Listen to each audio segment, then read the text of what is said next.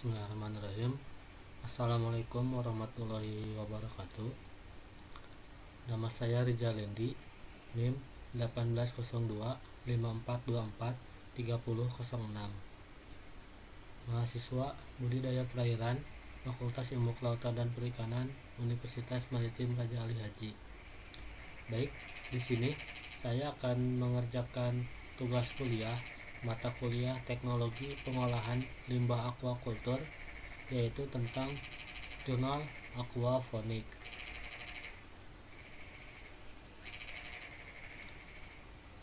Langsung saja, pengertian dari aquaponik. Aquaponik ini adalah sistem pertanian berkelanjutan yang mengkombinasikan aquaculture dan hidroponik dalam lingkungan yang bersifat simbiotik. Dilansir dari Wikipedia, dalam aquaculture yang normal, ekskresi dari hewan yang dipelihara akan terakumulasi di air dan meningkatkan toksinitas air jika tidak dibuang. Kemudian, dalam aquaponik, ekskresi hewan yang diberikan kepada tanaman agar dipecah menjadi nitrat dan nitrit melalui proses alami dan memanfaatkan oleh tanaman sebagai nutrisi. Air kemudian bersirkulasi kembali ke sistem aquaculture.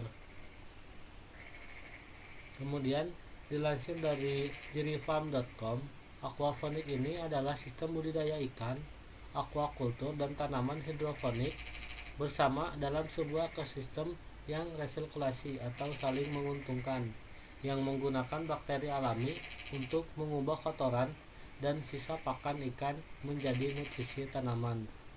Dengan kata lain, aquaponik ini adalah sistem di mana tanaman dan ikan bertumbuh secara bersamaan. Dengan menggabungkan kedua sistem ini, terjadi daur ulang, sehingga limbah dari sistem aquaculture merupakan effort dari hidroponik. Dengan menggabungkan aquaculture menjadi aquaponik, limbah yang dibuang ke alam akan menjadi sangat minimal, sehingga bisa dikatakan bahwa sistem aquaponik ini adalah sistem yang ramah lingkungan. Kemudian ada konstruksi bangun ruang aquaponik. Di sini sudah ada konstruksi bangun ruang aquaponik. Yang pertama itu ada kolam ikan yang berisi ikan-ikan yang dibudidaya. Kemudian di atasnya ada media tanam untuk tanaman yang akan ditanam. Nah, di dalam kolam ini ada pompa air, yaitu buat menarik air dari kolam ke tanaman untuk diberikan kepada tanaman-tanaman diserap. Kemudian dari tanaman ini maka nantinya air akan mengalir dan dikembalikan lagi ke kolam. Kemudian keunggulan aquaponik itu diantaranya adalah hemat tempat, bisa irit air hingga 90%, tidak membutuhkan tanah, tidak bergantung pada musim, menyediakan nutrisi alami untuk tanaman, relatif tidak menghasilkan polusi nutrisi dan sisa pakan ke lingkungan, kemudian organik tanpa pestisida, bebas dari tumbuhan pengganggu atau gulma. Media instalasi tanaman dan kolam dapat dilakukan selama bertahun-tahun. Kemudian hemat tenaga dan juga hemat energi. Kemudian hasil dari penelitian yang telah dilakukan untuk jurnal pertama, yaitu tentang efektivitas sistem aquaponik dalam mereduksi konsentrasi amonia pada sistem budidaya ikan, oleh Rizka Emilia Satika Dauhan, Eko Effendi, dan Suparmono pada tahun 2016, di mana penelitian ini bertujuan untuk mengetahui efektivitas sistem aquaponik dalam mereduksi kadar amonia dan mengetahui jumlah kepadatan optimal tanaman pada sistem aquaponik dalam menyerap kadar amonia. Di mana penelitian ini menggunakan sistem aquaponik dengan tanaman kangkung sebagai filter dalam mereduksi amonia. dan bahan yang digunakan yaitu pakan dan tanaman panggung serta ikan dengan menggunakan 4 perlakuan, di mana perlakuan yang pertama yaitu kontrol tanpa menggunakan tanaman kangkung. Kemudian perlakuan kedua yaitu dengan kangkung jumlah 10 batang per rumpun, kemudian 20 batang per rumpun dan 30 batang kangkung per rumpunnya. Dan penelitiannya telah berlangsung selama 60 hari. Kemudian hasil yang didapat dari kesimpulan jurnal tadi yaitu pengurangan amonia oleh tanaman air digunakan untuk pertumbuhan yang diserap melalui jaringan akar. Maka semakin banyak tanaman air, maka semakin efektif dalam mereduksi amonia. Dan penggunaan 30 batang per rumpun atau perlakuan keempat yaitu dapat mengurangi amonia hingga 58,57 mg per liter air. Kemudian jurnal yang kedua yaitu sistem aquaponik dapat meningkatkan pertumbuhan dan tingkat kelangsungan hidup ikan mas oleh Asmi, Rahim, dan Marwayanti pada tahun 2020, di mana dalam jurnal ini bertujuan untuk mengetahui pengaruh sistem aquaponik dan konvensional terhadap pertumbuhan dan tingkat kelangsungan hidup ikan mas.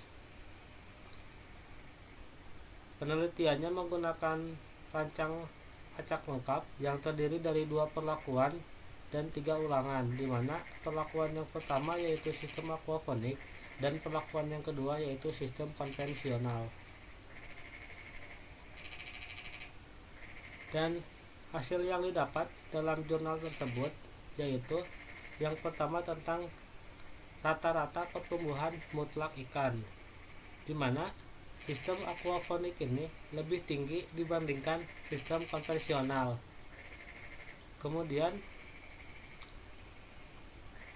laju pertumbuhan spesifiknya juga sistem aquaponik lebih tinggi dibanding sistem konvensional, dan kelangsungan hidup ikan juga lebih tinggi dibanding sistem konvensional, dan rasio konversi pakan tentunya lebih rendah dibanding sistem konvensional. Nah, keempat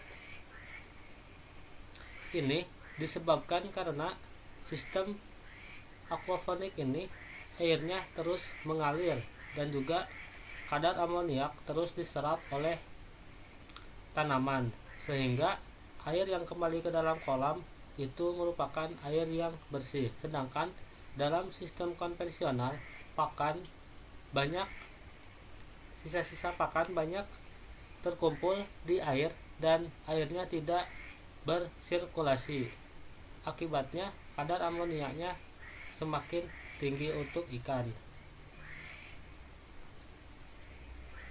Nah, ini jadi berdasarkan hasil penelitiannya dapat disimpulkan bahwa budidaya ikan mas dengan sistem aquaponik memperlihatkan laju pertumbuhan dan kelangsungan hidup lebih baik dibanding dengan konvensional.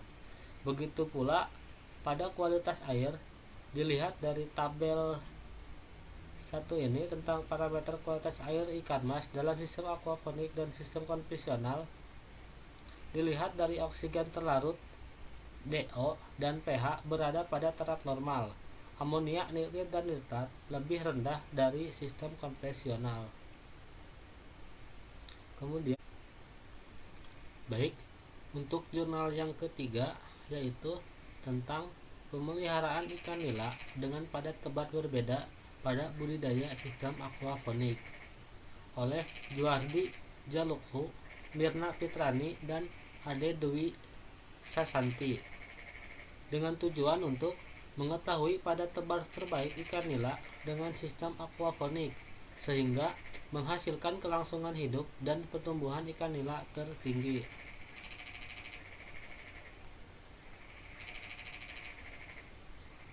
Dan bahan yang digunakan yaitu benih ikan nila ukuran 3 sampai 0,5 cm, kemudian tanaman selada, vakual, dan pelet komersil untuk pakan ikan nila. Dan penelitiannya menggunakan rancangan acak lengkap dengan 4 perlakuan padat tebar dengan 3 kali ulangan, di mana perlakuan yang pertama yaitu 100 ekor per meter persegi, kemudian 150, 200, dan 250 ekor per meter persegi. Dan hasil yang didapat yaitu dilihat dari tabel 3 tentang rata kelangsungan hidup ikan nila, di mana pada perlakuan kedua dengan rata 84,66% itu merupakan nilai tertinggi untuk kelangsungan hidup ikan nila. Kemudian pada tabel keempat nilai tertingginya yaitu pada perlakuan pertama dengan 100 ekor per meter persegi untuk pertumbuhan bobot mutlak. Kemudian untuk rata pertumbuhan bobot mutlak ikan nila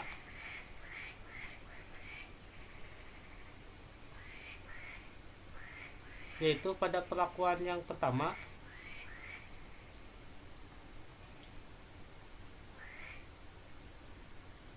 dan data pertumbuhan mutlak tanaman selama pemeliharaan yaitu paling tinggi pada perlakuan ketiga. Dan hal ini diduga karena terbatasnya ruang gerak ikan dan adanya persaingan ikan dalam mendapatkan pakan ketika pada tebarnya terlalu tinggi.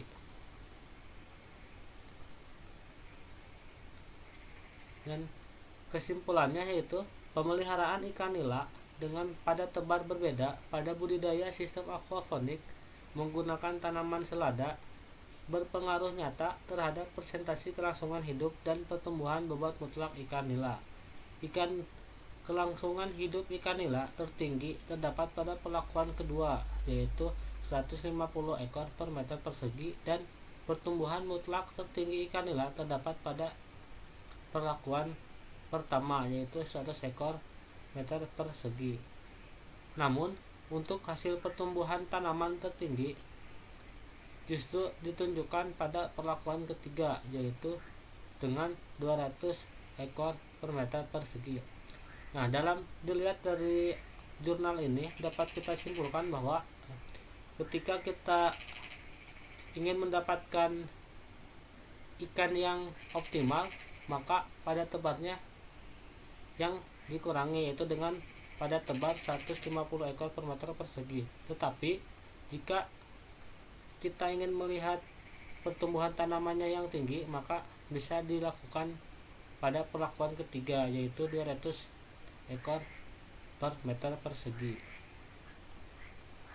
Baik, mungkin itu saja dari saya. Mohon maaf banyak kekurangan. Terima kasih. Wassalamualaikum warahmatullahi wabarakatuh.